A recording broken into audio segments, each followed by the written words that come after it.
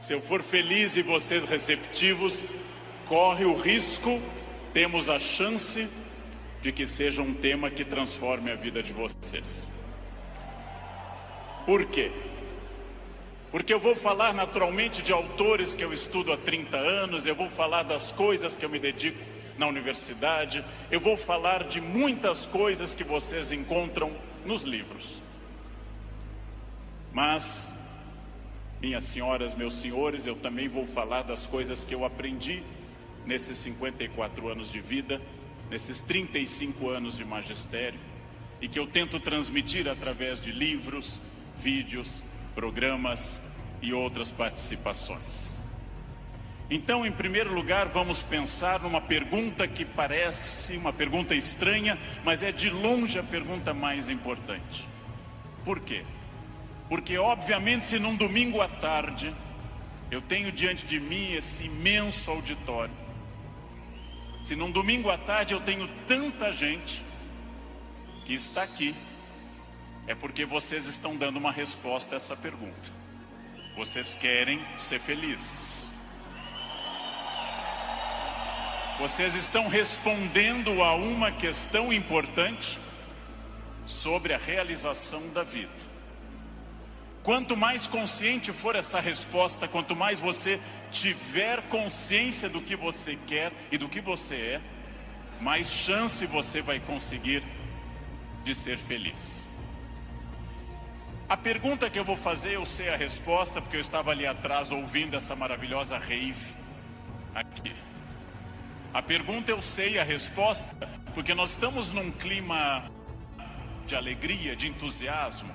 Entusiasmo é uma palavra linda, vem do grego cheio de Deus, entheos, cheio de Deus, entusiasmo. Mas eu vou começar fazendo uma pergunta que eu sei a resposta. É típico de professor isso.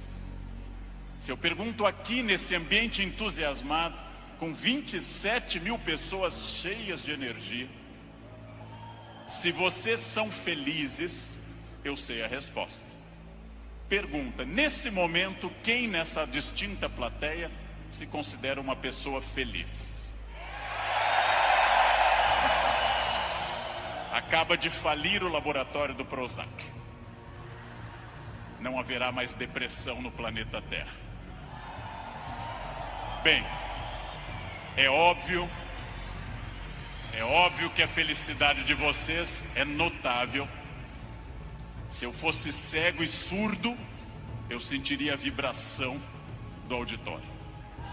Então, porém, agora começa a função chata do filósofo. Amanhã, quando vocês estiverem afônicos, semissurdos, amanhã, quando vier mais uma segunda-feira e mais uma, amanhã, quando vocês lerem os jornais, que são a coisa mais broxante que existe hoje no planeta, ler manchetes de jornais, amanhã vocês estarão talvez não tão entusiasmados quanto hoje, e daqui a 15 dias talvez um pouco menos, mas esse é um momento em que o entusiasmo é lógico. Então a minha pergunta é para médio e longo prazo, porque eu estou falando de um dos momentos mais difíceis da história do Brasil, eu estou falando de um momento complicado, num momento da história do Brasil onde existe uma dificuldade imensa. Eu não vou citar o nome dessas pessoas, porque dizem que o simples nome atrai energia negativa para o ambiente. Vamos chamá-los de Voldemort 1, Voldemort 2. Bem, muito difícil que eu consiga pensar, porque da mesma forma que nós temos um momento político difícil, nós temos um isolamento enorme neste país, e as pessoas quase todas estão fechadas sobre seus aparelhos, estão fechadas sobre aquilo que estão lendo e vendo, estão mais olhando suas telas do que outras pessoas. Há um individualismo enorme, crescente, há um individualismo que nos domina nesse momento, sem sombra de dúvida. E eu vou traduzir esse individualismo nessa piada. Um homem tenta advertir uma senhora que se encontra em rumo de colisão e grita o núcleo duro da mensagem, vaca, porque ele não tem tempo para elaborar uma frase, ele não tem tempo para dizer, cuidado, ó senhora, haverá um choque. Então ele grita apenas vaca, e ela que não olha para o rosto dele, e ela que não vê que o rosto dele é de preocupação e não de insulto, ela se vira e insinua que o casamento dele é uma sociedade aberta e não fechada. Bem,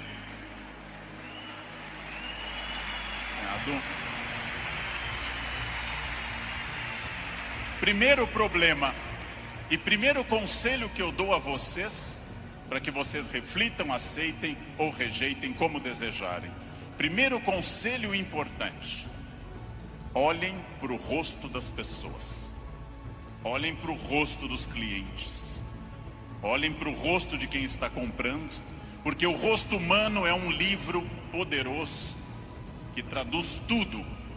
O rosto humano lhe diz, eu estou adorando, eu estou detestando, eu estou entediado, eu estou entusiasmado. Comecem a olhar para o rosto, comecem a mandar menos emojis e emoticons pelo celular e comecem mais a olhar para o rosto humano que traduz tudo o que você precisa saber.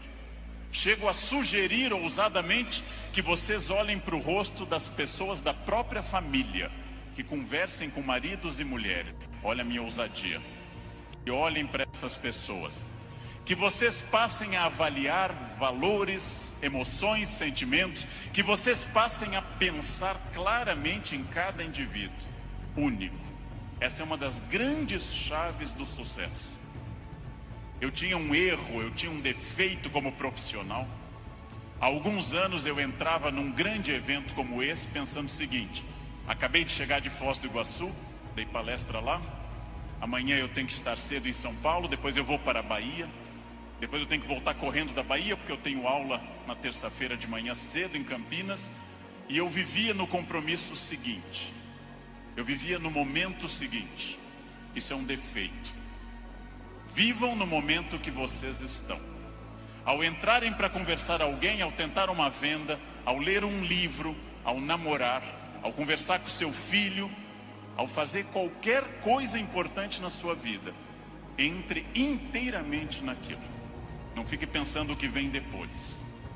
Faça daquela experiência única e que a pessoa que está com você não entenda e não sinta, em hipótese alguma, que ela é um obstáculo ao seu horário, que ela é um obstáculo à sua realização.